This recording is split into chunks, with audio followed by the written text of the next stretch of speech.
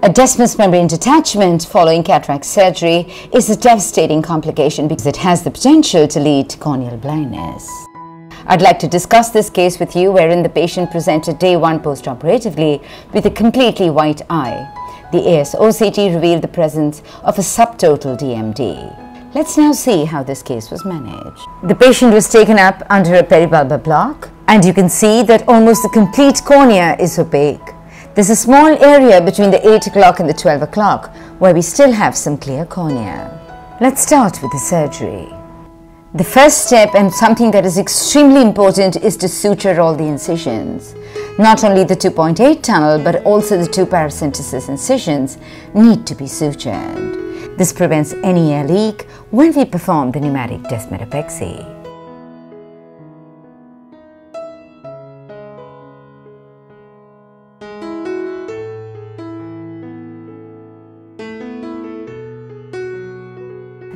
As you can see here, all the incisions are sutured and the sutures buried.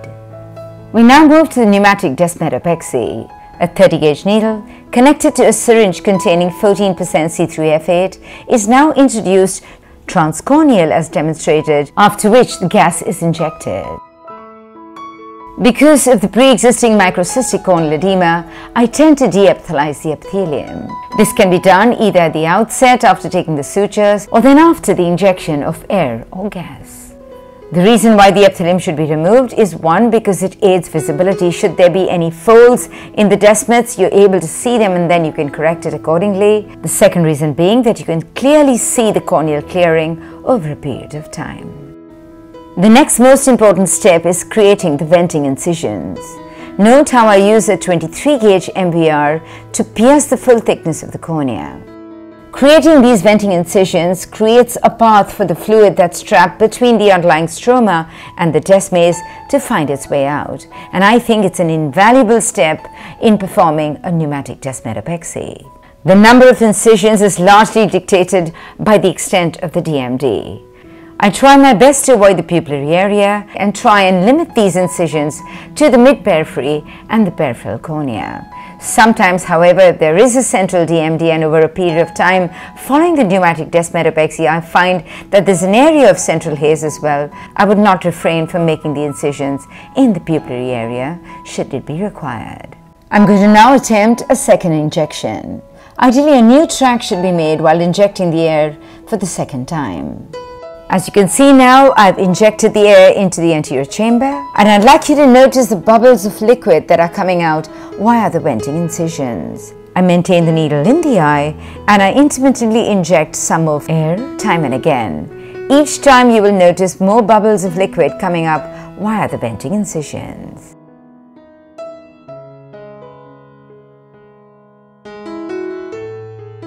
I'd like you to notice the central area of corneal haze that still persists despite the air injection, for which I'm going to make a few venting incisions overlying the area of the haze. Having done so, I inject some more air in the anterior chamber and wipe off the liquid that comes out through these newly created venting incisions.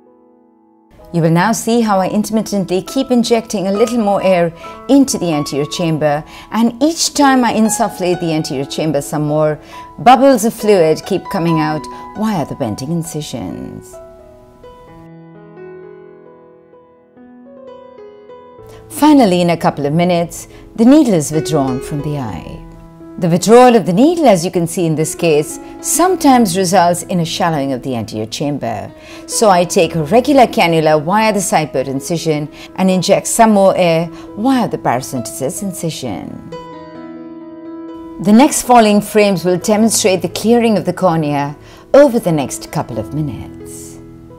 Next, I inject 0.1 ml of intracameral preservative-free moxifloxacin. As some more of the trapped fluid keeps coming out of the venting incisions, I keep wiping them. Almost 5 to 6 minutes after the first injection, this is what the cornea looks like. The third and the final injection of air into the anterior chamber is now repeated just to confirm the absence of fluid. And you will see that even though this is the third injection into the anterior chamber, fluid is still coming out via the venting incisions. So the same step 2 is repeated here again, where I leave the needle in for a few more minutes and intermittently inject air until no more fluid comes out via the venting incision. Once there's no more fluid coming out via the venting incisions, the needle is withdrawn. We are now almost 10 to 12 minutes after the first injection, and look at how clear the cornea has already become. At this point, we are now almost 15 minutes after the first injection. And finally, this is the end result that we achieved. This is what the cornea looked like 1 hour after surgery. Following burping, this is what it looked like, and on day 1 post-operatively, the patient had a visual acuity of 6/9, and you can see a clear cornea. With this, we come to the end of the surgery. I hope you did find this video tutorial useful. Thank you.